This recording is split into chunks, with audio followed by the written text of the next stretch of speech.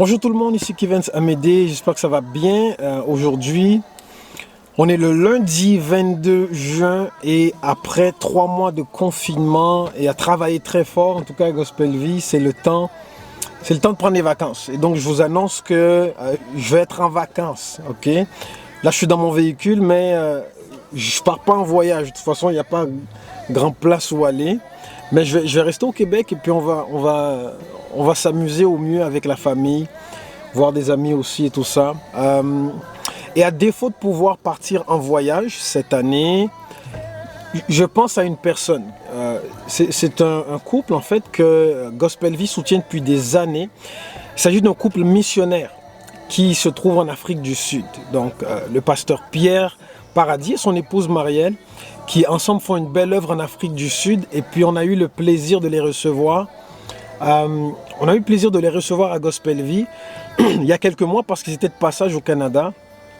Et puis donc pour penser à un autre pays, penser au voyage et tout ça, je me suis dit ce serait bien de vous présenter un extrait de ce qu'il avait apporté à Gospel Vie.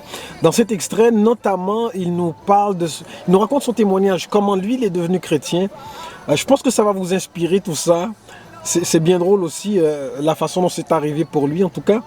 Je vais vous laisser le découvrir et si par la suite vous voulez voir le message intégral, c'est un message très inspirant sur comment vivre par l'esprit de pasteur Pierre Paradis. Et puis donc si vous voulez voir le message intégral par la suite, ce sera possible de le faire. Il y aura le lien dans la description. Donc moi je pars en vacances, mais je vous laisse pas seul. Tous les jours sur les plateformes de Gospel Vie, vous pouvez trouver du contenu inspirant pour nourrir votre foi, pour vous fortifier, vous encourager. Du contenu que vous pouvez partager aussi avec votre entourage parce que nous, à Gospel Vie, on veut propager l'espoir. Ok, donc je vous annonce aussi, j'en profite pour vous annoncer que pour le mois de juillet, les capsules inspiration vont faire relâche. Ça va être un petit peu des vacances aussi, mais dans le but de travailler sur du nouveau contenu qu'on pourra diffuser sur nos différentes plateformes pour votre bien spirituel. Alors, je vous laisse là-dessus, je vous laisse écouter cet extrait-là du message de Pasteur Paradis. Et par la suite, je vous reviens avec une petite annonce. Le 22 novembre 1975, je n'ai pas reçu Christ dans une église, j'étais dans un sous-sol de maison privée, un samedi soir. Et j'étais là avec ma sœur, parce que j'ai uniquement une sœur qui est d'ailleurs avec moi ici ce matin. Et à l'époque, j'avais 18 ans, elle avait 13 ans. Et la façon dont le pasteur a fait l'appel était un peu provocante, parce qu'on était les deux seuls païens dans la pièce. Et il a dit, on va demander à nos deux amis ici s'ils veulent recevoir Jésus-Christ dans leur vie. Alors, je ne sais pas si vous le savez, mais comment on peut se sortir d'une histoire semblable? Là, je me disais, il faut que je trouve quelque chose d'intelligent, puis dès que je sors d'ici, je ne reviendrai plus jamais, parce que là, vraiment, ils m'ont eu, là. Alors, j'ai dit ceci, et vous allez reconnaître avec moi que ce que j'ai dit était vrai. J'ai dit, c'est une grave décision, ça demande réflexion. Alors, je me suis dit, avec ça, ça va les bloquer un peu. Ils vont me laisser partir, puis après ça, je ne reviens plus jamais. Mais malheureusement pour moi, après cet appel, les gens avaient l'habitude de se trouver un coin un peu partout et de s'agenouiller pour prier. Et bon, j'ai fait comme tout le monde. Je me suis mis dans un coin quelque part, je me suis mis à genoux pour prier et j'ai commencé les prières que je connaissais, Notre Père qui es aux cieux, etc. Je vous salue Marie, etc. Et tout à coup, il y a quelqu'un qui s'est agenouillé à côté de moi puis il a dit « Répète après moi, Seigneur Jésus, viens dans ma vie, je suis un pécheur. »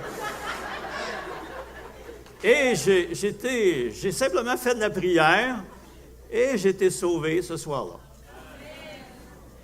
Alors, je dis souvent, moi, je ne suis pas entré dans le royaume de Dieu, j'ai été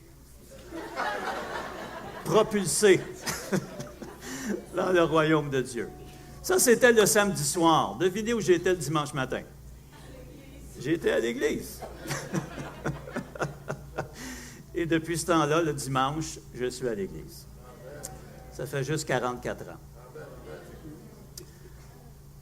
À cette époque-là aussi, j'étais au cégep Édouard-Montpetit à Longueuil. J'étais dans des études de sciences pures. Et j'étais aussi le directeur de la radio étudiante.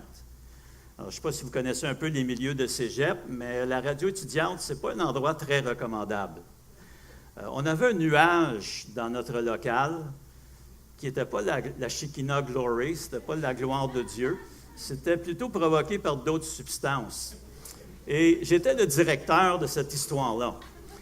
Et j'ai reçu le Seigneur un samedi soir, donc quand je suis rentré le lundi matin au cégep, j'avais une Bible sous le bras et je parlais de Jésus à tout le monde. Et les gens me voyaient lire la Bible, ils voyaient que je ne consommais plus non plus de la substance qui provoquait le nuage. Et vous savez, quand on est nouveau chrétien, on dévore la parole de Dieu. On attrape notre Bible, puis on dirait qu'on n'est pas capable de la mettre de côté. On commence à lire, puis c'est tellement bon, c'est tellement intéressant. La vérité nous libère, et on lit encore, et on ne veut pas arrêter. Oh, je suis fatigué, mais je continue quand même. Et la parole de Dieu devient presque partie intégrante même de notre vie. À un moment donné, je témoignais à mes amis, puis je dis, en vérité, je vous le dis. Et là, mes amis, ils ont dit, non seulement ils nous parlent de Jésus, mais maintenant, ils parlent comme Jésus. Et j'avais un grand désir de témoigner à mes amis. J'avais la parole de Dieu, mais il me semblait que, Seigneur, donne-moi quelque chose de plus. Et j'avais entendu parler du Saint-Esprit.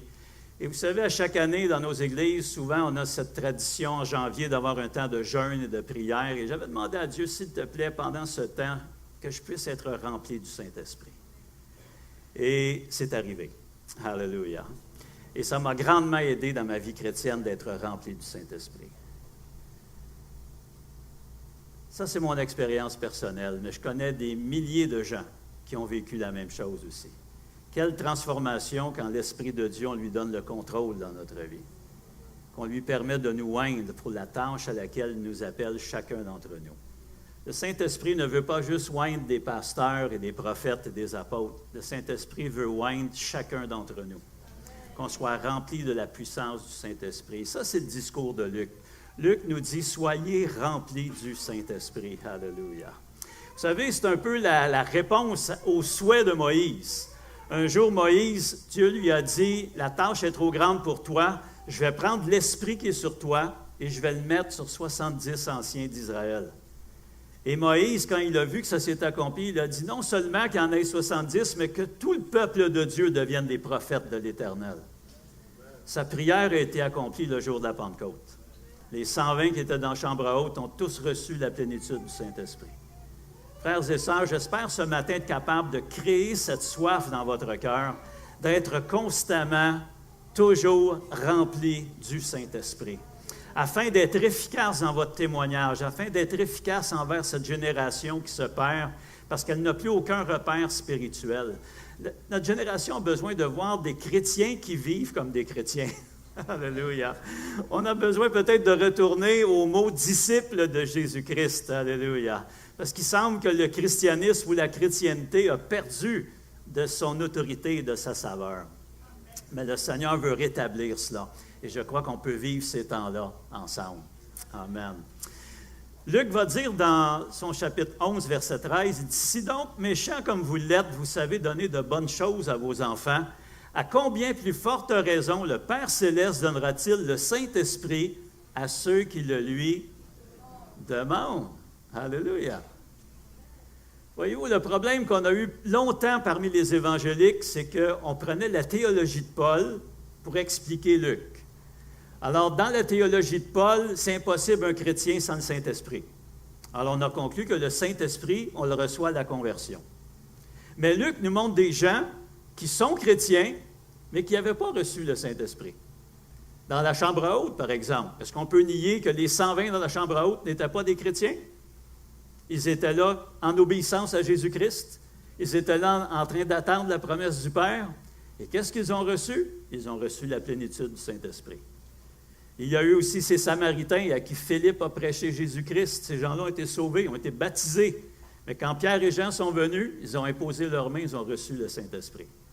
Alors, Luc nous montre que c'est possible d'être un croyant, avoir le Saint-Esprit, mais pas dans sa forme où on en est rempli. On a cette plénitude de l'Esprit agissant dans nos cœurs et dans nos vies. Alors, ce qui est intéressant ici, c'est que ce même verset existe dans Matthieu.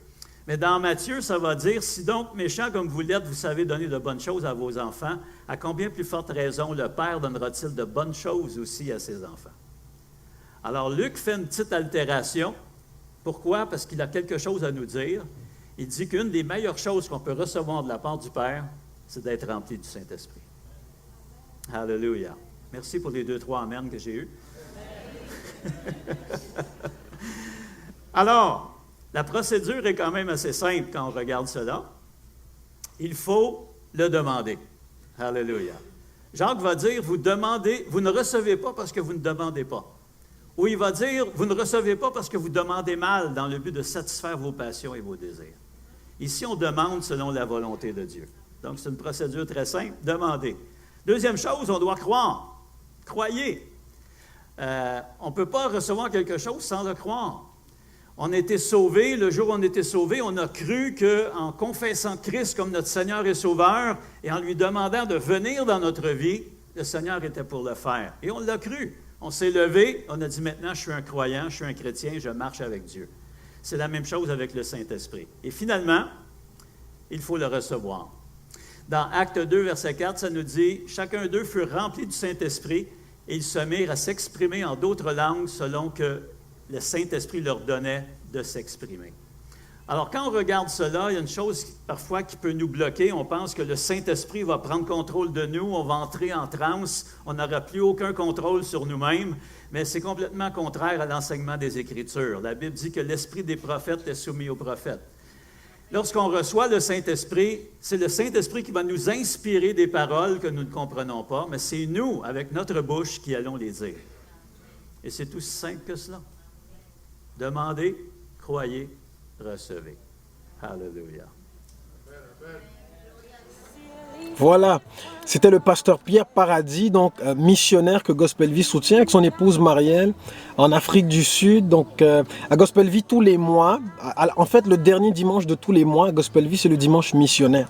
Donc le dimanche missionnaire, ce qu'on fait c'est qu'on ramasse une offrande, une collecte qui nous permet justement de soutenir nos différents missionnaires. On a des missionnaires en Haïti, en Afrique du Sud, en Thaïlande aussi.